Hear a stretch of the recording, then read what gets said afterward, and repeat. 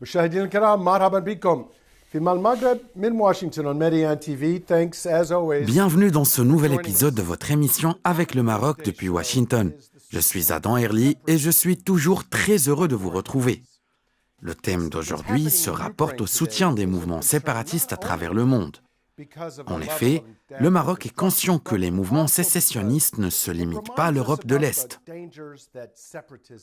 Le Front Polisario, soutenu par l'Algérie et l'Iran, demande depuis 1976 une reconnaissance internationale de la pseudo-république sahraoui. L'Iran soutient et arme des bastions séparatistes, comme par exemple au sud Liban qui est contrôlé par le Hezbollah et au Yémen, dont le nord est sous la coupe des Houthis. Dans l'épisode d'aujourd'hui, nous discuterons de cette question des séparatismes, de leur origine et de la manière de les traiter.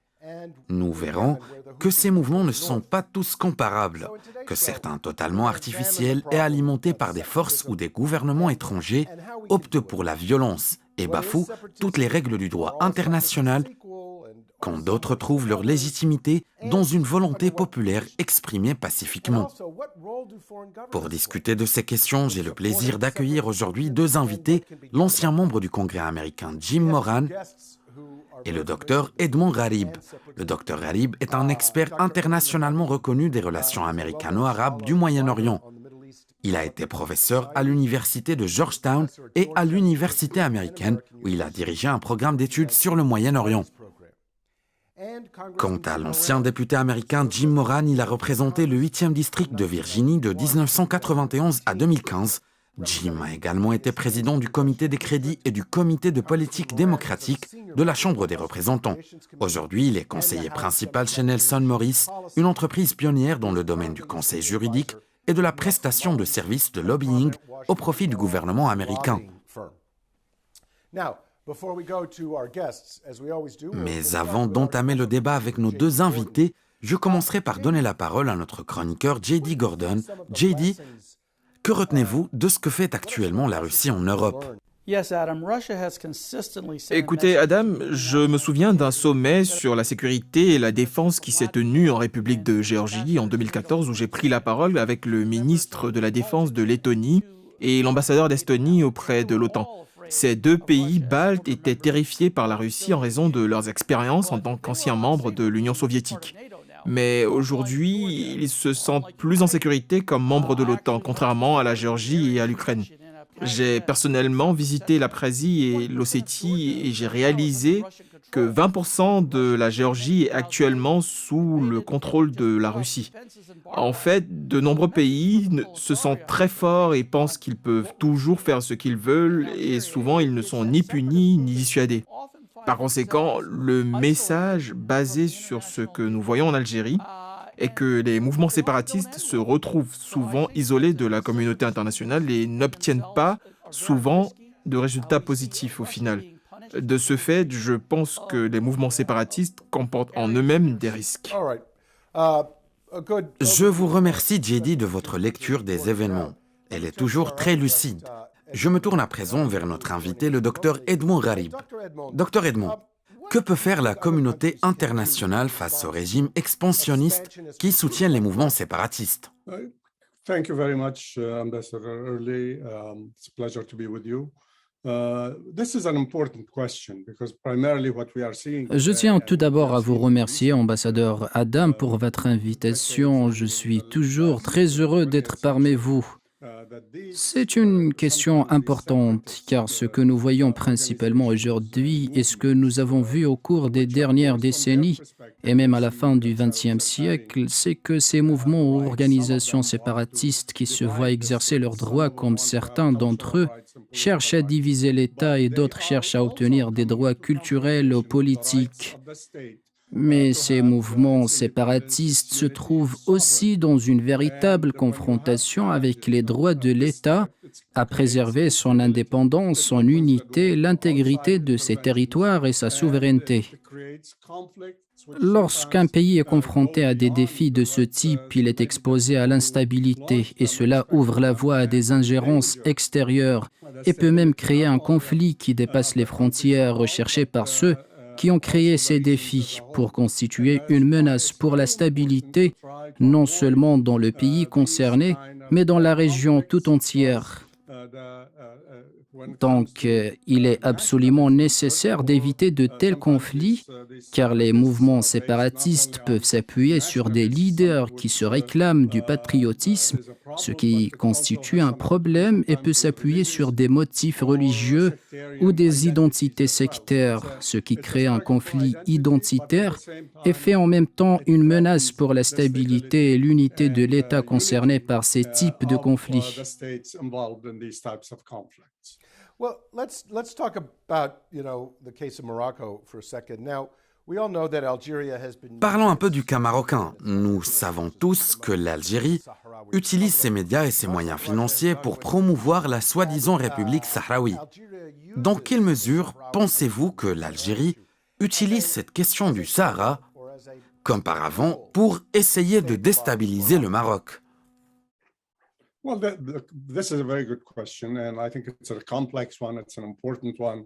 When we look at this conflict, there's no doubt. C'est une question très importante. Lorsque nous examinons ce conflit, nous constatons qu'il s'agit en grande partie d'une question de rivalité ou de la perception d'un pays particulier qui a ses propres problèmes et à d'autres moments, comme je l'ai mentionné, le problème réside dans le fait que certains de ces pays ont des ambitions d'hégémonie et souhaitent étendre et accroître leur sphère d'influence.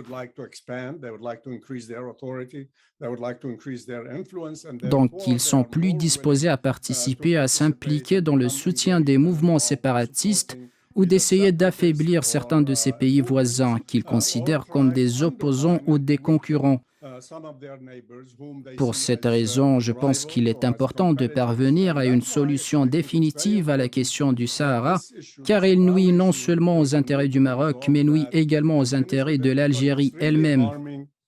Not only the interests of Morocco, but it also harms the interests of Algeria itself. Ce qui rend la question plus dangereuse à bien des égards, c'est que les peuples marocains et algériens sont en fait un seul peuple d'un point de vue historique. Cela s'applique à l'identité, à la grande similitude de beaucoup de choses. Cette question peut conduire à un danger pour les deux pays.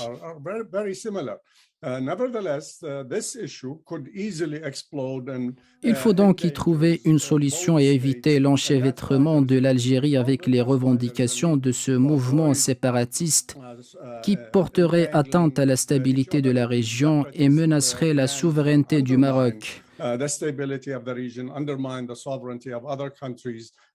L'aspect peut-être le plus important est que cela compromettrait ou affaiblirait les opportunités de développement et de croissance économique, tant au Maroc qu'en Algérie. Il faut donc trouver une solution pour mettre fin à ce conflit artificiel autour du Sahara marocain. Tournons-nous à présent vers l'Iran, qui utilise des manœuvres similaires avec les Houthis au Yémen ou le Hezbollah au Liban.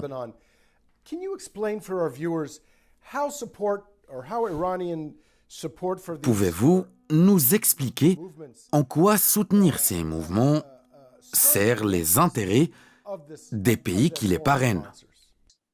This is again an excellent question because it points to a kind of a problem that has emerged or we've seen it.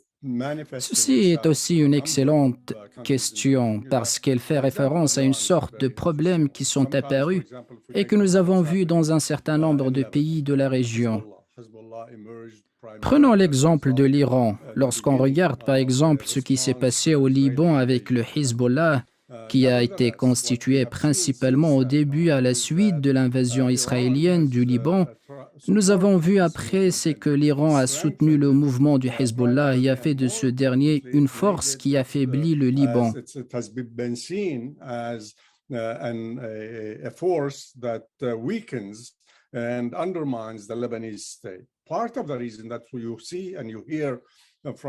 Une partie de ce que nous voyons et entendons de la part de certains critiques de l'intervention iranienne est qu'elle a conduit à des divisions internes et à des contradictions au sein de l'État libanais, comme nous l'avons vu au Yémen et le conflit en cours là-bas. These movements become, when they are supported by outside forces, Ce que nous avons vu également, c'est que lorsque de tels mouvements reçoivent le soutien de forces extérieures, ils passent d'un mouvement local ou d'une organisation nationale à un outil ou à des alliés entre les mains d'acteurs externes pour mettre en œuvre leurs propres programmes et réaliser leurs propres intérêts.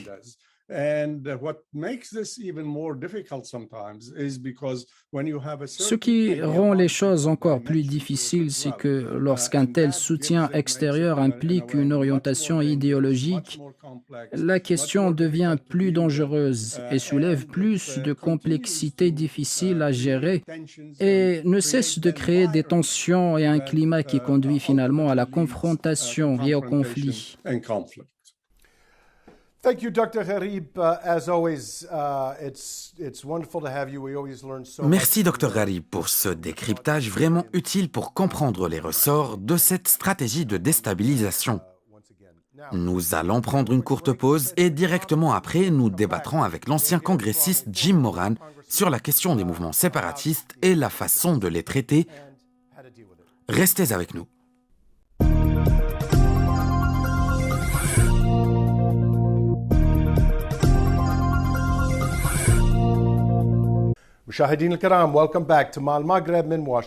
Nous voilà de retour pour la suite de votre émission avec le Maroc depuis Washington. Jim Moran, bienvenue parmi nous. Compte tenu de votre expérience parlementaire auprès du Congrès de Virginie et aussi en matière de conseils que vous fournissez aujourd'hui au gouvernement dans de nombreux domaines, je voudrais vous demander, pensez-vous que les actions de la Russie en Ukraine inciteront à l'avenir la communauté internationale a adopté une position plus dure vis-à-vis des mouvements séparatistes et de leurs parrains étatiques? Honnêtement, je ne pense pas que le problème soit la question des mouvements séparatistes en soi. Personnellement, je soutiens le gouvernement marocain contre le Front Polisario, mais il y a eu de nombreuses fois où la politique étrangère américaine a soutenu la séparation d'un certain groupe, d'un pays dominé par un autre groupe. Je pense que l'Union soviétique a estimé que l'Occident en particulier, les États-Unis, ont toujours essayé de séparer des parties de l'Union soviétique en leur faveur. La réalité, c'est que les mouvements séparatistes ne posent pas de problème en eux-mêmes. Si le gouvernement en place était issu d'un processus démocratique, libre et équitable, gouverné par la primauté du droit, prospère avec des entreprises de marché libre et une économie concurrentielle. Là où le peuple se sentait traité équitablement, vous ne verrez aucun mouvement cherchant à faire sécession. Ici, aux États-Unis, nous avons un rassemblement d'origines différentes et d'idéologies diverses.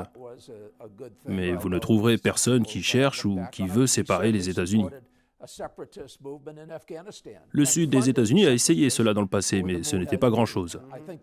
Les États-Unis ont soutenu un mouvement séparatiste en Afghanistan et ont financé le mouvement des Moudjahidines. Je pense que c'était une erreur. Mais les États-Unis l'ont fait à plusieurs reprises et cela doit être examiné au cas par cas, et déterminer quel est le prochain gouvernement qui pourra perdre une partie de ses terres et de sa population. Récemment, nous avons vu des exemples de milices et de mouvements séparatistes en Ukraine, en partie dans la partie orientale du pays, qui sont des mouvements séparatistes menés par des agents militaires au nom de la Russie, ce qui est devenu un problème plus important que les mouvements séparatistes. Rappelons ici que les puissances coloniales européennes ont délibérément divisé l'ensemble du Moyen-Orient, voire la majeure partie du continent africain, ceci pour servir les intérêts des puissances coloniales européennes.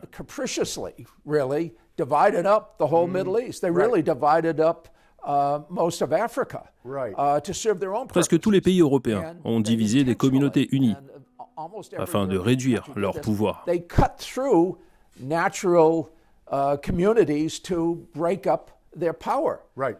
Le Liban, par exemple.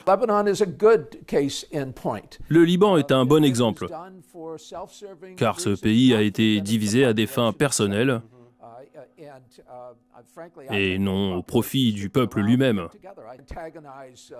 Mais la vérité est qu'il faut examiner au cas par cas. Chaque situation est différente. Mais il n'y a aucune justification pour la Russie dans ce qu'elle fait à travers le groupe Wagner, qui agit comme une armée fantôme. Right. You know, it's interesting. You've put your finger, I think, on a really important point that I made earlier. Vous avez mis le doigt sur un point très important. D'ailleurs, je l'ai mentionné au début de cet épisode, à savoir que les mouvements séparatistes ne sont pas tous les mêmes. Il faut regarder chaque mouvement du point de vue de sa situation et de son environnement, qui sont ceux qui veulent la sécession, qui les soutient, et quels sont les facteurs à l'origine de ces mouvements.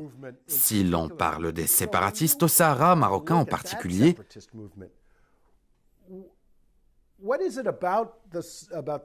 quelles sont les raisons les plus importantes qui nous permettent d'affirmer que soutenir ces gens-là est une mauvaise chose? Écoutez, je pense que la population du Sahara marocain serait plus satisfaite sous la souveraineté marocaine, car le royaume du Maroc a beaucoup à offrir, alors qu'honnêtement, le Polisario utilise la population de la région pour réaliser ses propres intérêts et les exploite pour cela.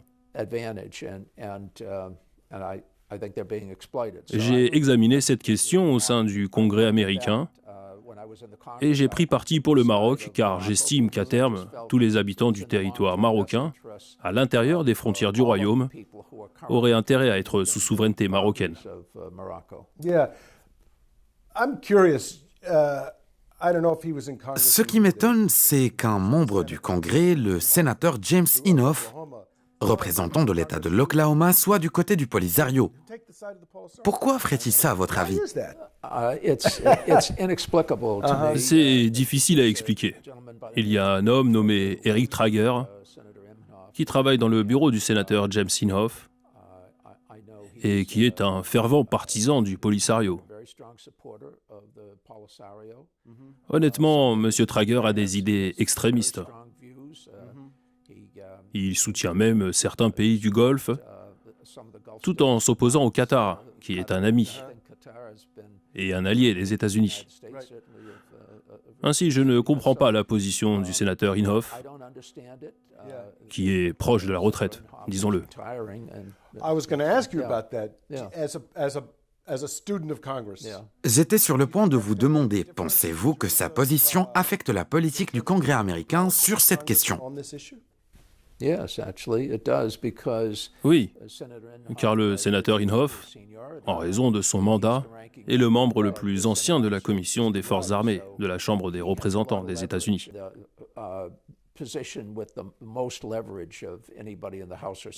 D'autres personnes lui écrivent, peut-être ses discours, mais la réalité est que la position prise par le sénateur Inhofe ne peut pas être franchement expliquée.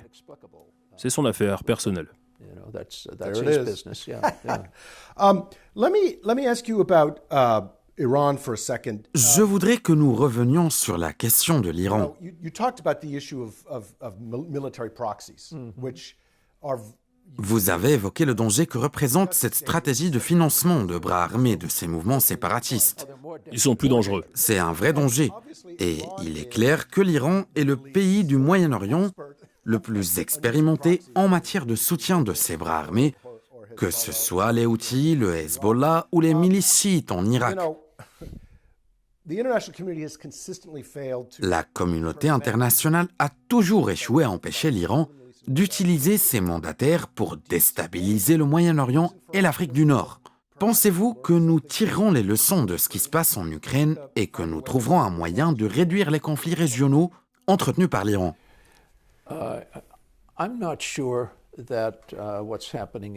Je ne suis pas sûr que ce qui se passe en Ukraine aura un impact majeur.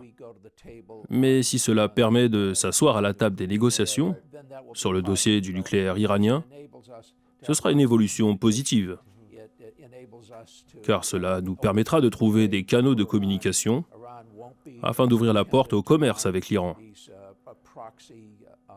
De ce fait, l'Iran ne dépendra plus de son armure à travers le Moyen-Orient et l'Afrique. En fait, si un accord nucléaire avec l'Iran pouvait être conclu, il pourrait y avoir un rapprochement entre l'Arabie saoudite, l'Iran et les Émirats arabes unis. Les négociations sur une position iranienne constructive sont en cours, mais il est nécessaire que nous ne prenions pas de mesures qui fassent ensemble de l'Iran, de la Russie et de la Chine une sorte d'axe que je n'appellerai pas l'axe du mal, mais qui sera certainement un axe qui soutient des idéologies qui contredisent l'idéologie américaine. L'Iran a une grande capacité militaire soutenue par les mollahs. Il s'agit d'un problème en réalité, mais l'Iran est un grand pays qui peut jouer un rôle très constructif dans l'établissement de la paix et de la prospérité. Mais il ne le fait pas, pour le moment. Une dernière question pour vous, monsieur. Certains au Moyen-Orient et aussi ailleurs pensent que le dialogue avec la Russie doit rester ouvert dans l'intérêt d'un règlement pacifique de ce conflit. Qu'en pensez-vous ? L'histoire de la civilisation humaine en témoigne. Si vous voyez un parti tenter d'intimider son pouvoir, vous devez l'affronter. Cependant, si vous succombez à l'intimidation, l'autre parti se sentira au centre du pouvoir et créera davantage de formes d'intimidation. Mais dans notre quotidien, nous savons que si nous voyons un parti tenter d'intimider son pouvoir, nous devons lui tenir tête, et cela demande du courage et beaucoup de risques. Jim Moran, je rappelle que vous avez siégé au Congrès américain. Merci infiniment pour cette lecture très perspicace qui reflète le consensus général aux États-Unis sur ces questions par rapport aux agissements de la Russie vis-à-vis de l'Ukraine, de l'Algérie vis-à-vis du Maroc ou de l'Iran vis-à-vis du Liban et du Yémen.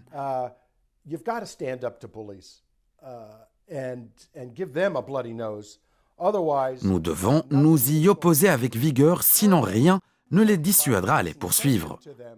Il faut user de toute la fermeté pour les empêcher de nuire à leurs voisins, car parfois, on le voit aujourd'hui, les conséquences peuvent être désastreuses pour tout le monde. Je tiens à remercier nos deux invités Jim Moran et Edmund Gharib. Merci également à notre chroniqueur J.D. Gordon.